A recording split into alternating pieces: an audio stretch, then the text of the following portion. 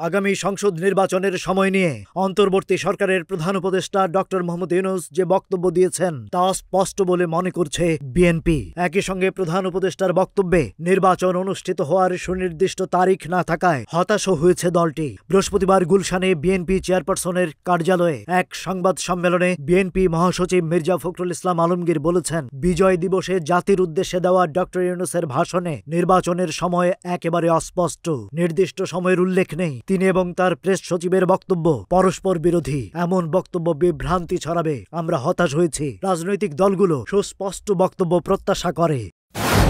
বিজয় দিবসে জাতির উদ্দেশ্যে দেওয়া ভাষণে অন্তর্বর্তী সরকারের প্রধান উপদেষ্টা ডক্টর মোহাম্মদ ইউনূস ত্রয়োদশ সংসদ নির্বাচন আয়োজন করার যে সম্ভাব্য সময় দিয়েছেন, অন্তর্বর্তী সরকারের নির্বাচনের এই উদ্যোগকে স্বাগত জানিয়েছে যুক্তরাষ্ট্র। স্থানীয় সময় বুধবার মার্কিন পররাষ্ট্র দপ্তরের নিয়মিত ব্রিফিংয়ে জানতে চাওয়া হয় 2025 সালের শেষ অথবা 2026 সালের শুরুতে নির্বাচন আয়োজনের ঘোষণা দিয়েছে বাংলাদেশের অন্তর্বর্তী সরকার। এই বিষয়ে যুক্তরাষ্ট্রের অবস্থান কি? জবাবে মুখপাত্র প্যাটেল বলেন, বাংলাদেশের অন্তর্বর্তী সরকার নির্বাচন আয়োজনের যে প্রস্তুতির ঘোষণা দিয়েছে সেটাকে আমরা স্বাগত জানাচ্ছি। এতে বাংলাদেশের জনগণ তাদের নেতৃত্বকে বেছে নেওয়ার সুযোগ পাবে।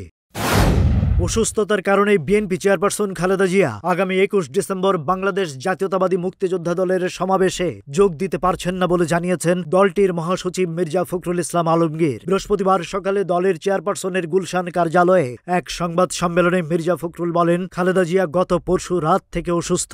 চিকিৎসকদের পরামর্শে তার সমাবেশে অংশ নেওয়া বাতিল করা হয়েছে। 21 ডিসেম্বরের অনুষ্ঠানে প্রধান অতিথি হিসেবে উপস্থিত থাকার কথা ছিল খালেদা জিয়া। বিএনপি চেয়ারপারসন সর্বশেষ 2017 সালের 12 নভেম্বর রাজধানীর সোহরাওয়ার্দী উদ্যানে বিপ্লব ও সংহতি দিবসের অনুষ্ঠানে প্রধান অতিথি হিসেবে যোগ দিয়েছিলেন। জুলাই আগস্টে বৈষম্য বিরোধী আন্দোলন চলাকালে সেই সময়কার প্রধানমন্ত্রী শেখ হাসিনার নির্দেশে ইন্টারনেট বন্ধ রাখা হয়েছিল বলে স্বীকারোক্তি দিয়েছেন সেই সময়কার আইসিটি প্রতিমন্ত্রী জুনায়েদ আহমেদ পলক। বৃহস্পতিবার চিফ প্রসিকিউটর মোহাম্মদ তাজুল ইসলাম সাংবাদিকদের এই তথ্য জানান। এ সময় তাজুল বলেন, ইন্টারনেট বন্ধ করে গত জুলাই আগস্টে সংগঠিত গণহত্যা ধামাচাপা দেওয়ার চেষ্টা করা হয়েছিল। ইন্টারনেট বন্ধের এই নির্দেশ দিয়েছিলেন সেই সময়কার প্রধানমন্ত্রী শেখ হাসিনা। এছাড়া ট্রাইব্যুনালকে বিতর্কিত করার জন্যই বিচারের বৈধতা নিয়ে সাবেক সেনা কর্মকর্তা জিয়াউল হাসান প্রশ্ন তুলেছেন বলেও জানান চিফ প্রসিকিউটর। বিডিআর হত্যাকাণ্ডের ঘটনায় সাবেক প্রধানমন্ত্রী শেখ হাসিনা ও তৎকালীন সেনা প্রধান সহ 58 জনের নামে আন্তর্জাতিক অপরাধ ট্রাইব্যুনালে অভিযোগ দায়ের করা হয়েছে। বৃহস্পতিবার দুপুরে শহীদ পরিবারের সদস্যরা ট্রাইব্যুনালে অভিযোগ দায়ের করেন। তৎকালীন বিডিআরের ডিজি মেজর জেনারেল শাকিদ আহমেদের পুত্র ব্যারিস্টার রাকিন আহমেদ, শহীদ কর্নেল মুজিবুর হকের স্ত্রী ফেরদৌসী, কর্নেল কুদরত ইলাহির পুত্র সাকিব রহমান সহ 15-20 জন শহীদ পরিবারের সদস্য এ সময় উপস্থিত ছিলেন। এদিকে পিলখানা হত্যাকাণ্ডের আসল কারণ উদ্ঘাটনে জাতীয় স্বাধীন কমিশন গঠন করেছে সরকার। বাংলাদেশের অর্থনীতির চিত্র খুব একটা আশাবাঞ্জক নয়, এমন মন্তব্য করেছেন বাংলাদেশে আইএমএফ এর মিশন প্রধান ক্রিস পাপাজর্জিও। বৃহস্পতিবার সচিবালয়ে সংবাদ সম্মেলনে তিনি মন্তব্য করেন। আইএমএফ এর মিশন প্রধান বলেন, মূল্যস্ফীতি দীর্ঘদিনেও নিয়ন্ত্রণে আসছে না। ব্যাংক ও রাজস্ব খাতে সংস্কার অব্যাহত রাখার তাগিদ দেন তিনি। এ সময় ক্রিস পাপাজর্জিও জানান, ফেব্রুয়ারির শেষ নাগাদ আইএমএফ এর কিস্তির $65 কোটি পাবে বাংলাদেশ, আর $75 কোটি নতুন ঋণের একটি প্রস্তাবনা আইএমএফ এর বৈঠকে উত্থাপন করা হবে।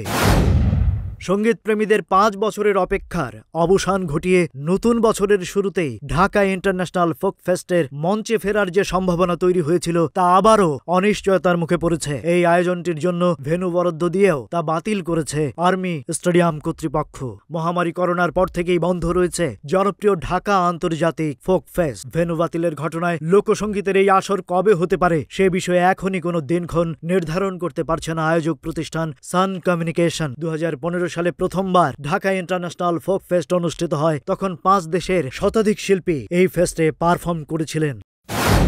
এ যেন এক সিনেমার দৃশ্য। খেলার মাঠে বুট দিয়ে সজোরে লাথি মারল প্রতিপক্ষের খেলোয়াড়, আর তাতে মারাত্মক আহত হলেন ইতালিয়ান গোলরক্ষক জিয়ানলুইজি দোন্নারুম্মা। তার ক্ষতবিক্ষত রক্তাক্ত মুখের দিকে তাকিয়ে থাকা যায় না। বুধবার রাতে ফরাসি লীগ আতে মোনাকোর বিপক্ষে 4-2 গোলে জিতেছে পিএসজি। ম্যাচের 17তম মিনিটে দোন্নারুম্মার সঙ্গে এই ঘটনা ঘটে। মোনাকোর মাঠে স্বাগতিক দলের ডিফেন্ডার উইলফ্রেড সিঙ্গোর নেওয়া শট আটকে দিয়েছিলেন দোন্নারুম্মা। তবে ছুটতে থাকা সিঙ্গো নিজের গতি সামলাতে পারেননি। সংঘর্ষ এড়াতে তিনি চেষ্টা করেছিলেন দোন্নারুম্মাকে টপকে যেতে, আর তখনই ঘটে এই হৃদয় বিদারক দুর্ঘটনা।